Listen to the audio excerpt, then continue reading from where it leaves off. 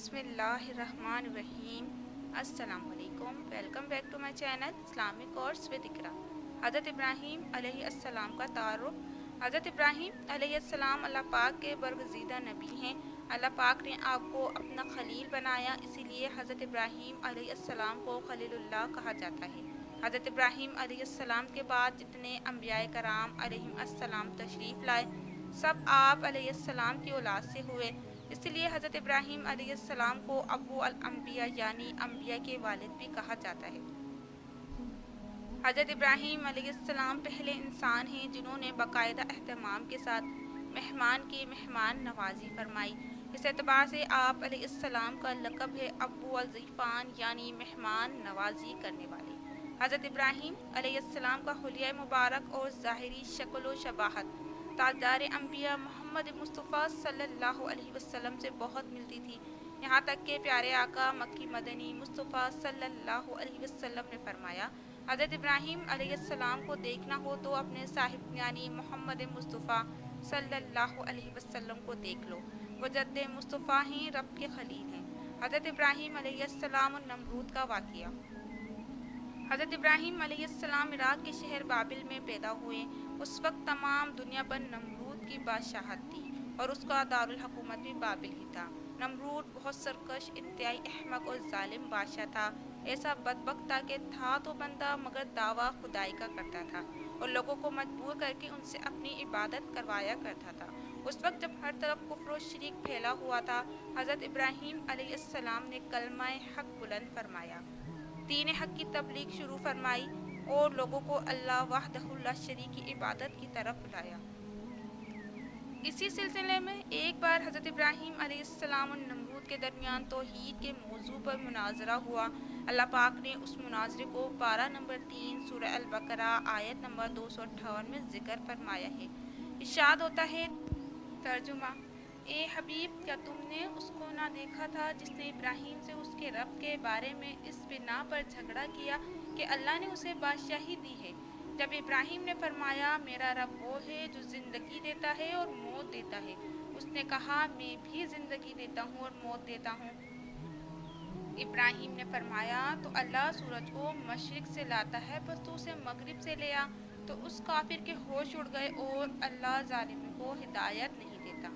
اس ایمان افروز مناظرے کی تفصیل یوں ہے: ایک بار قحط سالی ہو گئی، بارشیں رک گئیں، اناج ختم ہونے لگا، لوگ مشکلات کا شکار ہوئے۔ ایسے مشکل وقت میں نمرود نے یہ سیاست کھیلی کہ غلے اور اناج کے تمام ذخیرے اپنے قبضے میں کر لیے۔ اب جو کوئی غلہ لینے آتا، نمرود اس سے پوچھتا، تیرا رب کون ہے؟ وہ کہہ دیتا کہ میرا رب تو ہے۔ نمرود اسے غلہ دے دیتا۔ اسی دوران حضرت ابراہیم علیہ السلام بھی نمرود کے دربار میں تشریف لائے۔ اس وقت حضرت ابراہیم علیہ السلام اور نمرود کے درمیان یہ مناظرہ ہوا۔ اس مناظرے میں حضرت ابراہیم علیہ السلام کی اصل ایک ہی دلیل ہے، اور وہ یہ ہے کہ رب وہ ہوتا ہے جو مکمل قدرت و اختیار والا ہو، کسی کا محتاج نہ ہو، اور صرف ایک ہی ہستی ہے جو کائنات میں مکمل قدرت و اختیار والی ہے۔ لہٰذا وہ ایک ہی ہستی رب ہے، سب اس کے محتاج ہیں، وہ کسی کا محتاج نہیں۔ لیکن یہ دلیل منطقی طریقہ کار سے ذرا مشکل تھی، لہٰذا حضرت ابراہیم علیہ السلام نے یہ دلیل بیان کرنے کے بجائے اس کی دو مثالیں بیان فرمائیں۔ چنانچہ جب نمرود نے پوچھا کہ اے ابراہیم، آپ کا رب کون ہے؟ اس پر حضرت ابراہیم علیہ السلام نے فرمایا، پارہ نمبر 3 سورہ البقرہ آیت نمبر 258۔ ترجمہ: میرا رب وہ ہے جو زندگی دیتا ہے اور موت دیتا ہے، یعنی یہ نمرود، خود تیرا زندہ ہونا اور عنقریب موت کے گھاٹ اتر جانا میرے رب کی روشن دلیل ہے۔ میرا رب ایسا قدرتوں والا ہے کہ وہ بے جان میں زندگی پیدا فرماتا ہے، جاندار کو موت دیتا ہے، ایک بے جان نطفے سے جیتا جاگتا عقل مند انسان بناتا ہے، پھر جب چاہتا ہے اس جاندار انسان کو موت کے گھاٹ اتارتا ہے۔ انڈے میں نہ کھڑکی، نہ روشن دان، نہ وہاں ہوا پہنچے، نہ غذا، ایسی بند جگہ چوزے کو زندگی بخشتا ہے۔ غرض میرا رب ہر با اختیار سے بڑھ کر اختیار اور قدرت والا ہے، زندگی کا بھی وہی خالق ہے، موت کا بھی وہی خالق ہے۔ جو بھی اپنی قدرت اور اختیار کا دعوے دار ہے، وہ اپنی قدرت، اپنی طاقت میں بلکہ اپنے زندہ ہونے ہی میں میرے رب کا محتاج ہے، اور جو محتاج وہ کبھی بھی خدا نہیں ہو سکتا۔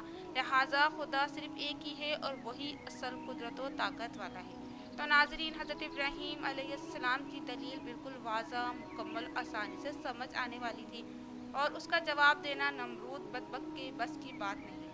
البتہ نمرود ایک بادشاہ تھا، آس پاس سب اس کے وزیر مشیر تھے، اسے خدا ماننے والی عوام تھی۔ ان سب کے سامنے حضرت ابراہیم علیہ السلام کی دلیل کا جواب نہ دے سکنا نمرود کے لیے سخت ذلت کا سبب تھا۔ لہٰذا اس بیوقوف نے اپنی جھوٹی عزت بچانے کے لیے نہایت احمقانہ جواب دیا اور بولا۔ پارہ نمبر 3 آیت 258۔ ترجمہ: میں بھی زندگی دیتا ہوں اور موت دیتا ہوں، یعنی اے ابراہیم علیہ السلام، آپ کے کہنے کے مطابق اگر رب وہ ہوتا ہے جو زندگی اور موت دیتا ہے تو یہ کام میں بھی کر لیتا ہوں، لہٰذا آپ ہی کی دلیل کی روح سے میں رب ہوا۔ پھر نمرود نے اپنے اس دعوے کو ثابت کرنے کے لیے 2 قیدی بلائے، ان میں سے ایک کو قتل کر دیا اور دوسرے کو رہا کر دیا اور کہا، دیکھو، جس سے میں نے چھوڑا اسے میں نے زندگی دی، اور جسے قتل کیا اسے میں نے موت دی۔ اللہ اللہ، کیسی حماقت کی بات ہے! کہاں ایک بے جان چیز میں جان ڈالنا اور کہاں زندہ شخص کو زندہ رہنے دینا، ان دونوں میں زمین و آسمان کا فرق ہے۔ اگرچہ عقل مند اسی سے سمجھ سکتے تھے کہ حضرت ابراہیم علیہ السلام کی دی ہوئی دلیل پختہ اور واضح ہے، مگر اس پر نمرود کی یہ ظالمانہ حرکت کیسی حماقت پر مبنی ہے! البتہ وہاں موجود سب لوگ نمرود کے حمایتی تھے، وہ نمرود کی اس حماقت کو اس کی فتح سمجھتے، لہٰذا حضرت ابراہیم علیہ السلام نے اپنی اسی دلیل کو ایک دوسرے انداز سے بیان کیا۔ ارشاد فرمایا، پارہ نمبر 3 سورہ البقرہ آیت نمبر 258۔ ترجمہ: اللہ سورج کو مشرق سے لاتا ہے، پس تو اسے مغرب سے لے آ، یعنی اے نمرود، بے جان جسم میں جان پیدا کرنا تو تیرے بس کی بات نہیں ہے۔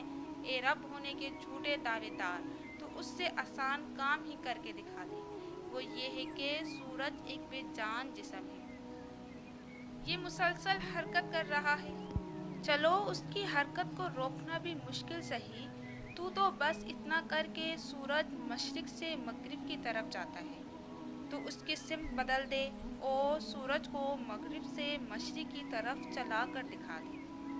بس یہ سننا تھا کہ نمرود کے ہوش اڑ گئے اور وہ ہکا بکا رہ گیا۔ اس نادان اور بک سے اور تو کچھ نہ بن سکا، ہٹ دھرمی کرتے ہوئے بولا، ابراہیم جاؤ، میرے پاس تمہارے لیے گلہ نہیں ہے، اس رب سے مانگو جس کی عبادت کرتے ہو۔ یہ سن کر حضرت ابراہیم علیہ السلام خالی ہاتھ واپس ہوئے۔ راستے میں ایک ریت کے ٹیلے کے قریب سے گزر ہوا، وہاں سے آپ علیہ السلام نے ایک تھیلے میں ریت بھر لی اور گھر پہنچے، ریت سے بھرا ہوا تھیلا رکھا اور خود آرام فرمانے لگے۔ جب آپ علیہ السلام بیدار ہوئے تو آپ کی زوجہ محترمہ حضرت سارہ رضی اللہ تعالی عنہا نے کھانا پیش کیا۔ حضرت ابراہیم علیہ السلام نے پوچھا، یہ اناج کہاں سے آیا؟ عرض کیا، وہی ہے جو آپ تھیلے میں بھر کر لائے تھے۔ یہ سن کر حضرت ابراہیم علیہ السلام سمجھ گئے کہ اللہ پاک نے اپنے خزانہ قدرت سے ہمیں رزق عطا فرمایا ہے۔ سبحان اللہ! اے عاشقان رسول، ظالم و سرکش بادشاہ نمرود کا انجام انتہائی عبرتناک ہوا۔ تفسیر نعیمی میں ہے، نمرود کے لشکروں پر مچھروں کا عذاب بھیجا گیا، مچھر اتنے زیادہ آئے کہ ان سے سورج چھپ گیا، ان مچھروں نے نمرودی لشکروں کے خون چوس لیے، گوشت چاٹ لیے اور نمرود کے علاوہ باقی سب کی ہڈیاں ہی باقی رہ گئیں۔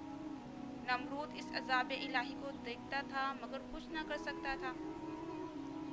پھر ایک مچھر نمرود کی ناک کے ذریعے دماغ میں گھس گیا اور 400 سال تک اس کا مغز کاٹتا رہا۔ استغفر اللہ! جب اوپر سے دھمک پہنچی تو وہ مچھر کاٹنا چھوڑ دیتا ورنہ کاٹتا رہتا، چنانچہ دن رات اس کے سر پر جوتے اور تھپڑ پڑتے رہتے۔